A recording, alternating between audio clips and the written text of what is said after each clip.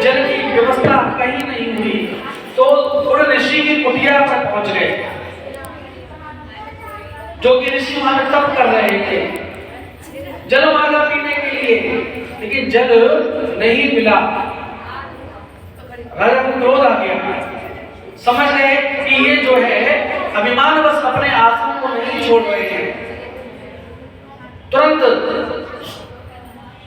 सामने पड़ा हुआ एक मर्द सांप बड़ा था, उसको अपने बाण से उठा करके पूरा ऋषि के गले में डाल दिया। जैसे ऋषि के गले में डाला, वहां से चले गए। शमी ऋषि के पुत्र शृंगी के जब मित्र ने ये बात जाकर के बताई कि आपके पिता के गले में भरा हुआ सर्प डाल दिया है, राजा ने अभिमान बस जब नेत्र खोले पिता के, और जब शमी ऋषि के पास शृंगी ऋषि आए तो श्राप दे दिया कि राजन, जिस मरे हुए सर्प को आपने हमारे पिता के गले में डाला है, आज से ठीक 7वें दिन यही सर्प तुम्हारे पिता को आकर के डसेगा और इसी से तुम्हारे पिता का प्राणांत होगा। जब ये बात राजा परीक्षित को पता लगी तो बड़े प्रसन्न हो गए।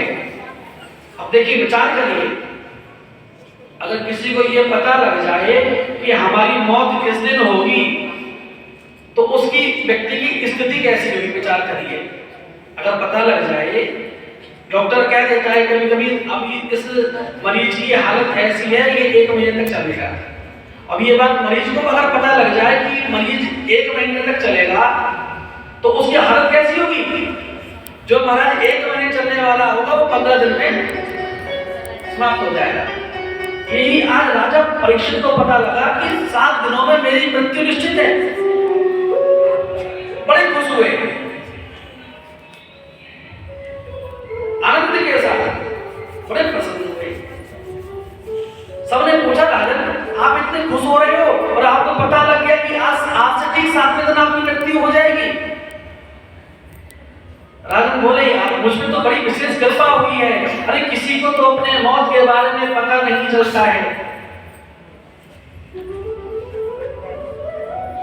सज धज के जिस दिन मौत की शहजादी आएगी, ना सोना काम आएगा ना चांदी आएगी। और बोले, मुझ पे तो परमात्मा ने कृपा करी है कि मुझको मृत्यु का पता लग गया है। सारा राजपाट अपने पुत्र जनमेजय को सौंप करके और धर्म का पालन करते हुए गोविंद की उस कृपा को प्राप्त करने के लिए अपने मृत्यु को सरल मार्ग पर ले जाने के लिए राजा परीक्षित चल दिए। और ये मन में जो चल रहा है,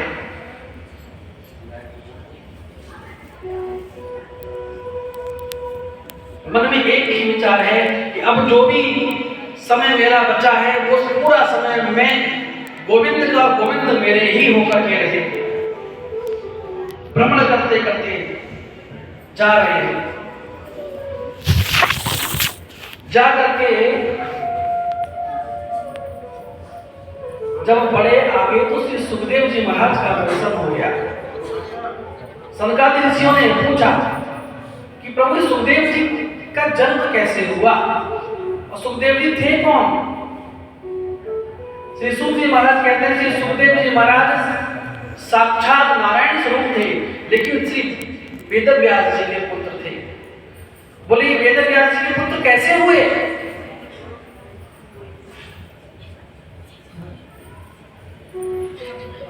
बोले, एक बार की बात है कि भगवान शिव